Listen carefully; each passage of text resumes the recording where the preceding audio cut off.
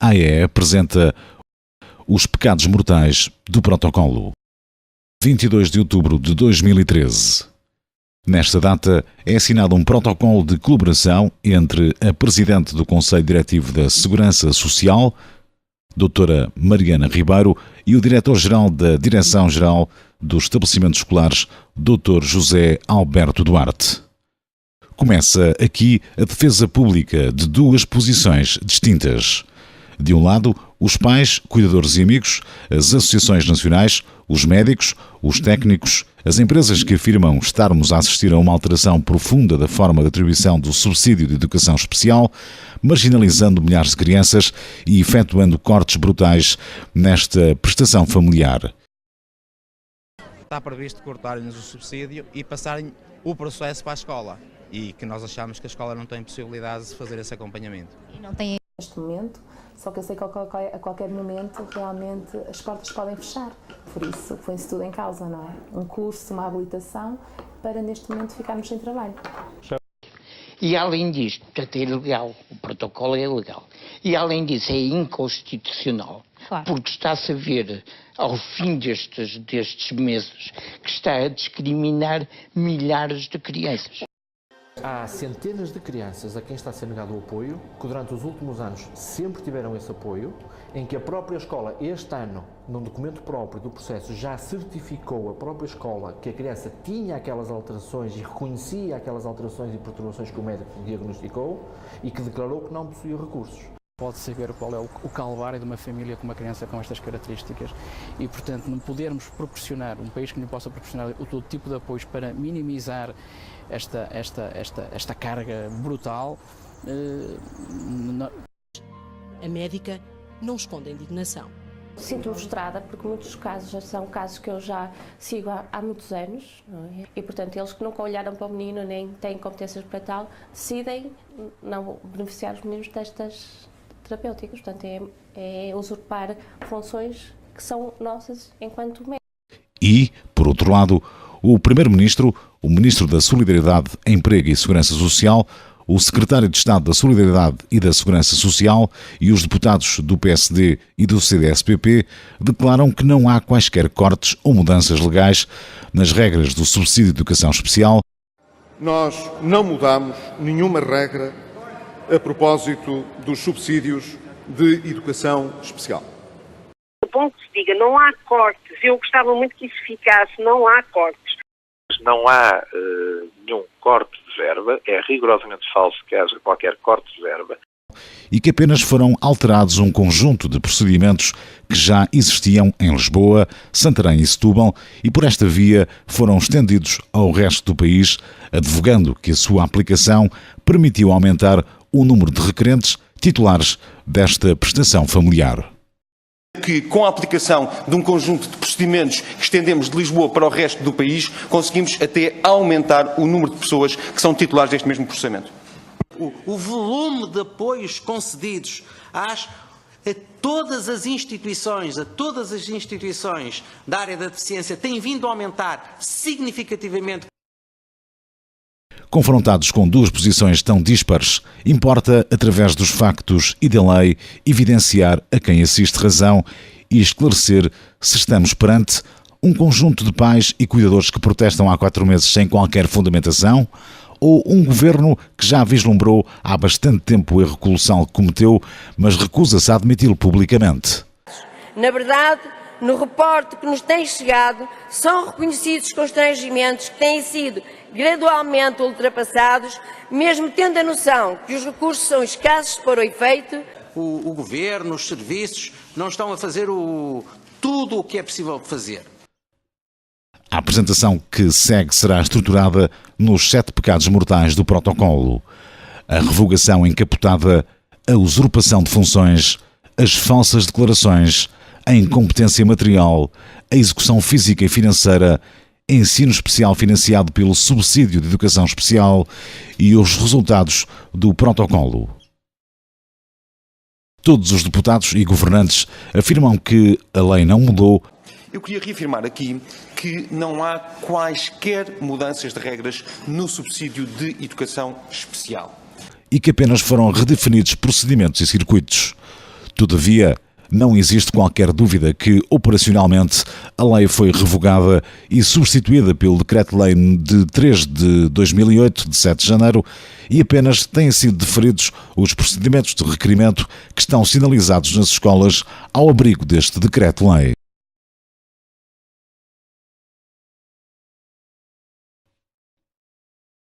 Relativamente à usurpação de funções, interrogamo-nos. É ou não verdade que nenhum médico especialista dos serviços da DGEST avaliou qualquer criança? Estaremos a falar de que crime? Estaríamos a falar de usurpação de funções, não usurpação de um título, porque eles não dizem obviamente que são médicos, mas usurpação de funções. É ou não verdade que o processo de devolução dos requerimentos de subsídio de educação especial está a ser implementado com o recurso a profissionais não médicos? É ou não verdade que as certificações e avaliações médicas estão a ser vilipendiadas e completamente ignoradas? A explicitação dos procedimentos adotados e em vigor nos nossos associados e em todas as regiões do país, à exceção de Lisboa e Val do Tejo, são fundamentais para que se perceba, ao contrário do que afirmou o Sr. Deputado Raul Almeida, que havia pontos do país onde os prestadores dos serviços de terapia, de fisioterapia, de ludoterapia, de terapia da fala, portanto, apenas comunicavam à Segurança Social e tinham sem mais autorização para isto. O processo de certificação, avaliação e prescrição está longe de se tratar de um processo de certificação simples. À luz da lei, a competência de certificação, diagnóstico e atendimento necessário às crianças com deficiências e incapacidades com apoios especializados está consagrada no ponto 1 do artigo 3º do presente decreto e está reservada ao médico especialista. A certificação e atendimento necessário, efetuado pela médica especializada, é concretizada no verso do modelo 5020.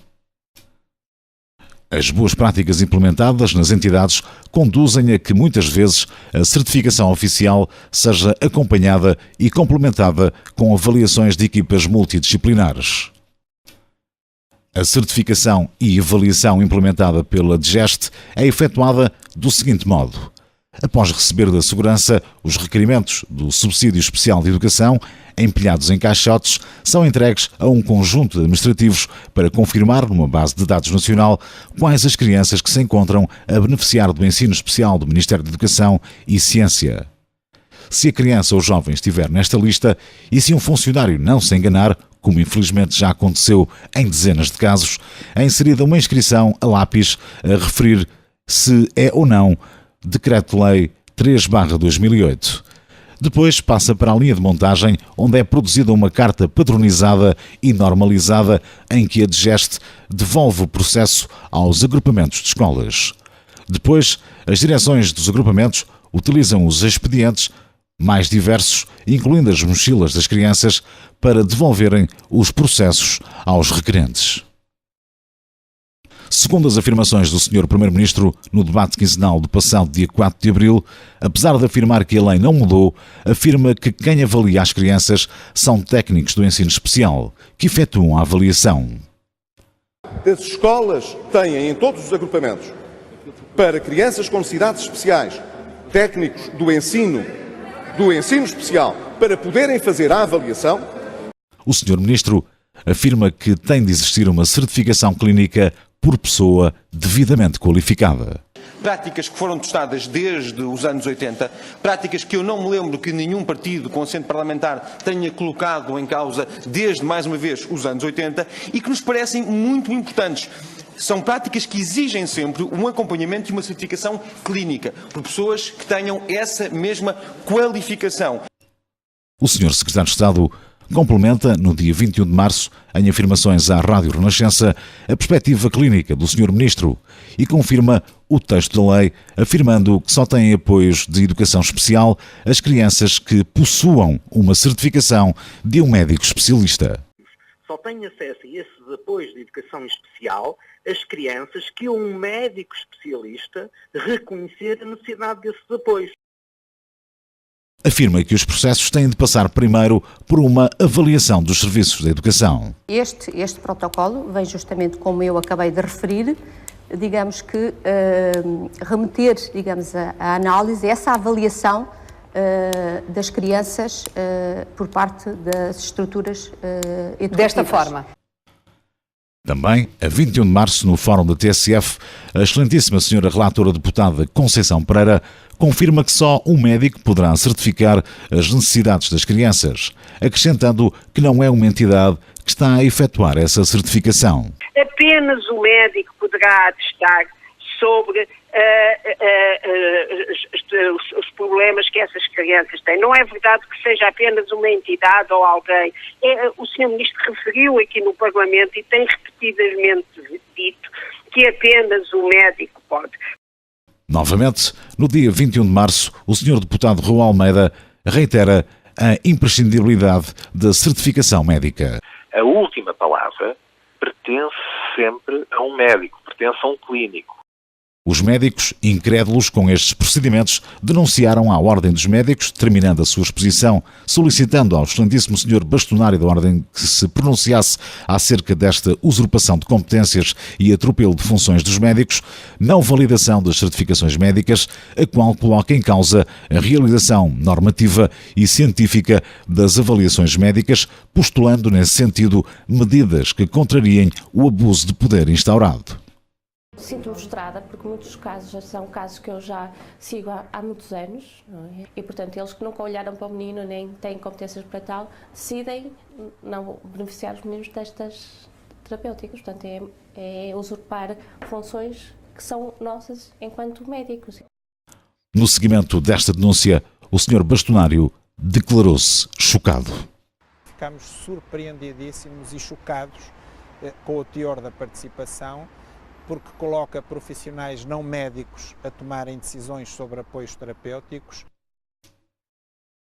Os pais declaram por sua honra que nunca foi efetuada qualquer avaliação clínica aos seus filhos pelos serviços da escola que frequentam ou pela DGEST, Direção-Geral de Estabelecimentos Escolares, e que nunca foram convocados para qualquer avaliação ou processo de certificação médico, clínico e ou pedagógico. Reclamam na DGEST, por este motivo, e publicamente, contestam a devolução de processos sem que haja qualquer intervenção de outro médico especialista, a não ser aquele que certificou primeiro a deficiência.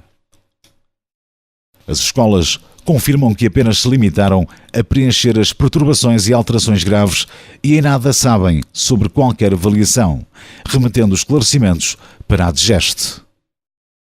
A DGEST ou opta por um silêncio comprometedor ou vilipendia a exclusividade da competência da certificação, afirmando que é necessário considerar as avaliações de natureza médica à luz dos pressupostos e procedimentos do Decreto-Lei 3/2008.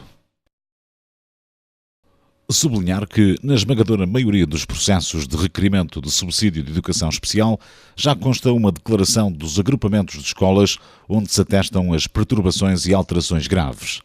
Importa alertar que os agrupamentos de escolas já certificaram não possuir os recursos necessários para implementar o atendimento necessário prescrito pelo médico especialista.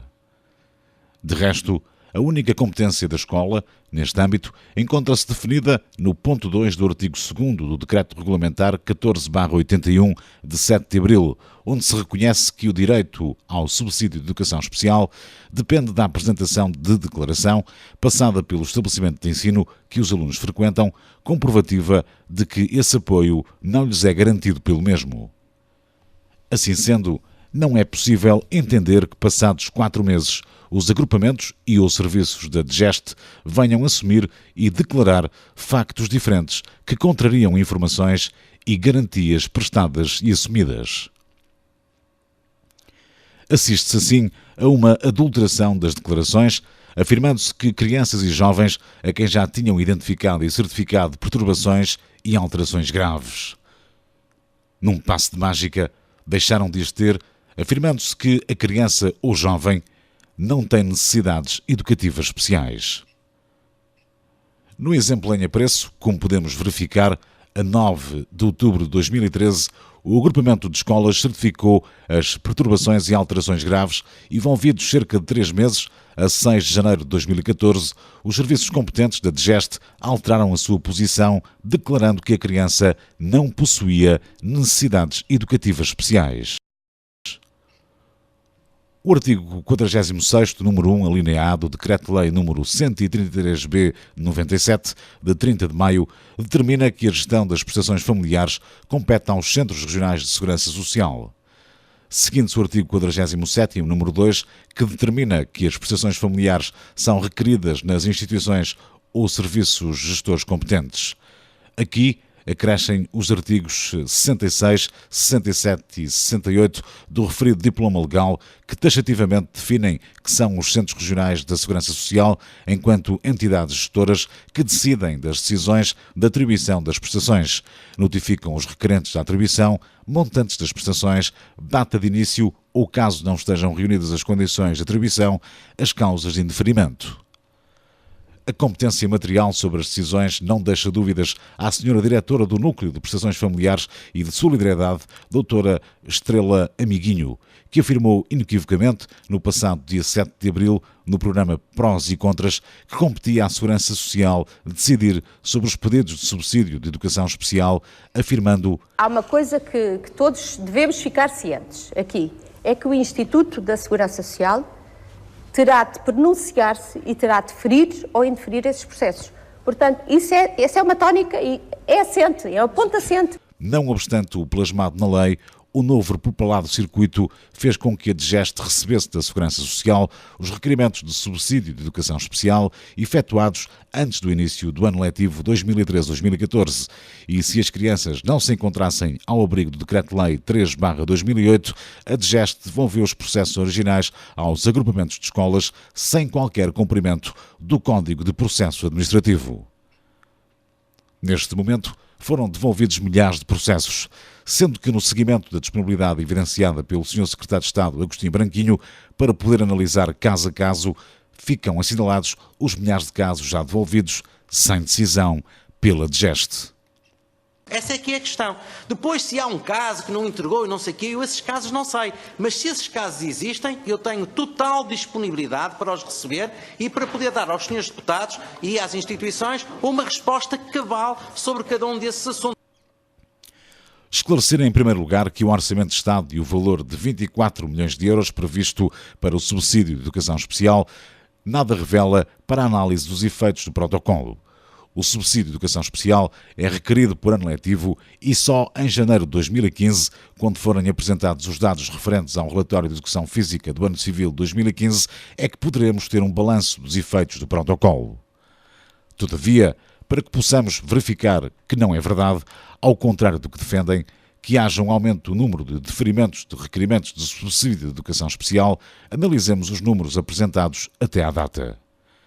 Na informação prestada, a 21 de março, ao excelentíssimo Sr. Presidente da Comissão da Segurança Social e Trabalho, a chefe de gabinete do MEC, doutora Mariana Rezende, informou que estavam em processamento 25 milhões de novos requerimentos de subsídio de educação especial. Se considerarmos os 13.527 requerimentos de subsídio de educação especial efetuados em 2013, verificar-se-ia, só nos primeiros 4 meses do ano, um crescimento anual de 185%. No final do ano, a este ritmo, efetuar-se-iam 100 mil requerimentos, traduzindo-se num aumento de 739%. O Sr. Primeiro-Ministro, a 4 de abril de 2014, afirmou no plenário que os valores mensais apresentados no sítio da Segurança Social em setembro de 2014 e dezembro de 2014 se referem a novos processos. Em outubro de 2013, havia 1.500 novos titulares de subsídio que eram alvo, portanto, de subsídio de educação especial, que em dezembro de 2013, após a celebração do novo protocolo que envolveu o Ministério da Educação e a Segurança Social, foram registados 2.875 novos titulares. Nesta perspectiva, para obtermos os valores anuais dos processamentos de 2013, teríamos de somar todos os valores mensais, obtendo, imagine-se, assim um montante global de 53.208 requerimentos.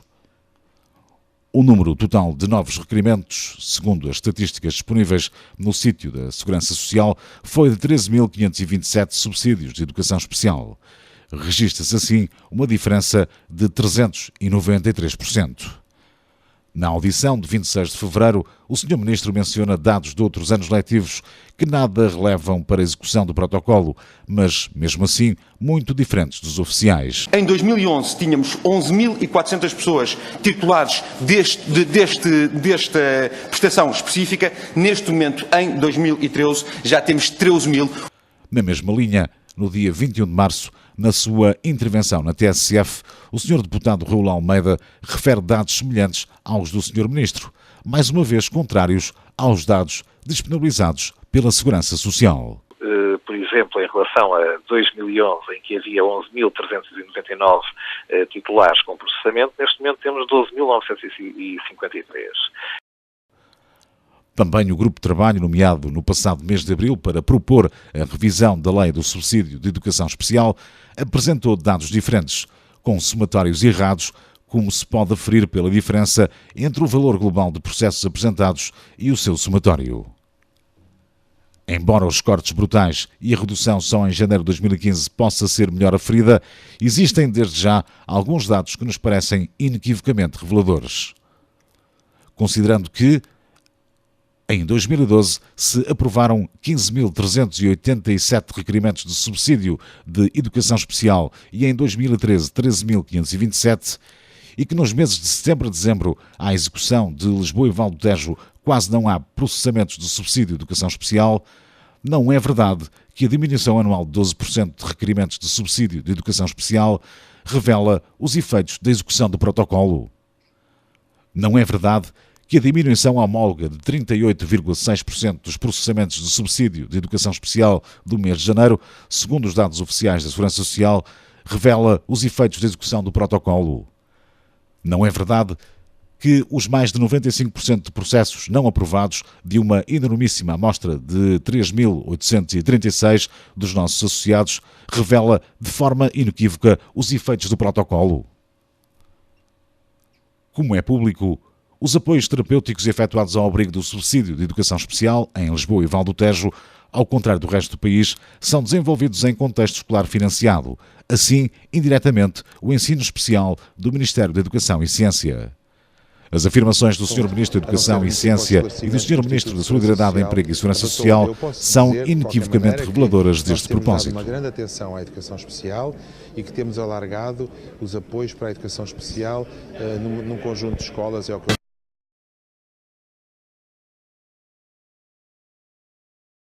Eu não vou falar sobre uma área que é a área da educação, que não está de acordo, não está debaixo da minha tutela. Não seria correto da minha parte fazê-lo. O que posso dizer é que a Segurança Social, que participa, nomeadamente através do pagamento destes mesmos subsídios, eu não vou falar sobre uma área que é a área da educação, que não está de acordo, não está debaixo da minha tutela. Não seria correto da minha parte fazê-lo. O que posso dizer é que a Segurança Social, que participa, nomeadamente... Acresce que este modelo de funcionamento existente em Lisboa e Val do Tejo, desde 1999, promove a usurpação de funções, uma vez que legitima, no ponto 1 do artigo 2º, que as certificações reservadas à classe médica sejam efetuadas pelo Serviço de Psicologia e Orientação Vocacional, promove o não cumprimento do Código de Processo Administrativo e bem assim os direitos e garantias dos cidadãos e potencia a promoção de monopólios.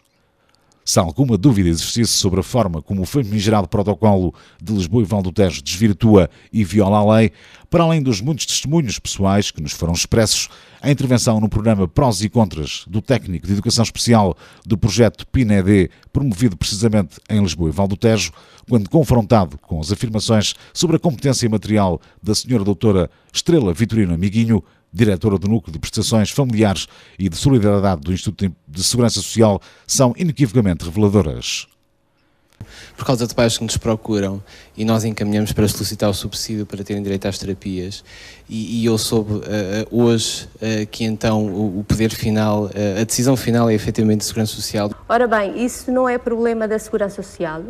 Entendemos que está sim claramente evidenciado que protocolo é ilegal e promove e legitima a usurpação de funções, retirando operacionalmente a obrigatoriedade da certificação médica do Sistema de Educação Especial, atribui, sem o devido enquadramento legal, promove e legitima a usurpação de funções, retirando operacionalmente a obrigatoriedade da certificação médica do subsídio de educação especial, atribui, sem o devido enquadramento legal, competências administrativas a novas entidades e estruturas, promove a desobediência do Código de Processo Administrativo, fomenta a confusão jurídica, permitindo que o Decreto-Lei 3/2008 revogue e ou substitua operacionalmente a lei vigente do subsídio de educação especial, confunde conceitos de reabilitação, subsídio de educação especial, e habilitação, necessidades educativas especiais, marginalizando crianças.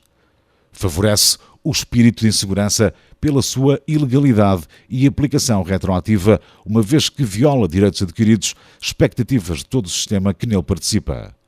Fomenta a perspectiva macrocéfala de um país cada vez mais desigual. Por fim, e para que possam avaliar ainda mais da importância de corrigir o erro e promover o fim do protocolo, deixamos-vos algumas reflexões. Qual é o valor económico e humano de cada criança e jovem melhor integrado social e profissionalmente? Qual é a poupança nos futuros orçamentos de Estado de crianças e jovens mais adaptados, funcionais e saudáveis? Qual é a poupança futura na segurança social em prestações sociais, como o IRSI, e outras que poderão ser poupadas com crianças e jovens a que sejam potenciadas oportunidades de emprego e integração? Qual será a poupança nos outros ministérios, MAI, Ministério da Justiça, Ministério da Educação e Ciência, etc., de adultos mais funcionais, mais estruturados, com comportamentos ajustados às regras e padrões sociais? Quanto vale para o PIB português a promoção de famílias mais funcionais, mais produtivas e mais felizes? Será que as crianças e jovens de hoje, adultos do amanhã, não contribuirão com impostos, rendimento, consumo, entre outros, para o circuito económico e devolverão o investimento que neles fizeram?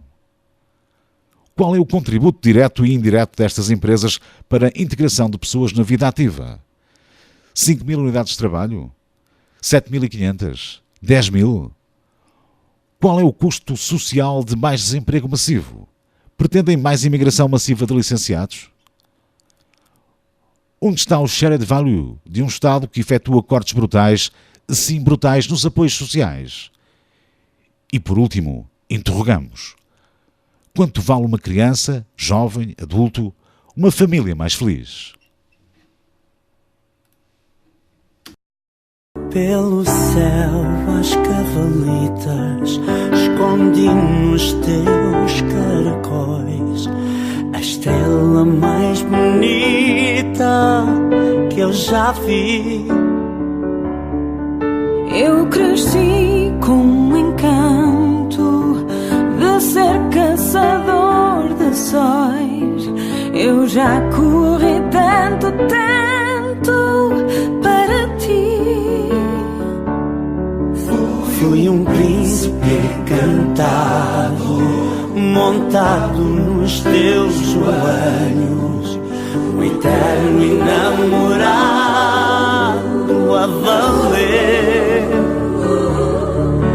Lancelote de algibeira, mas segui os teus conselhos para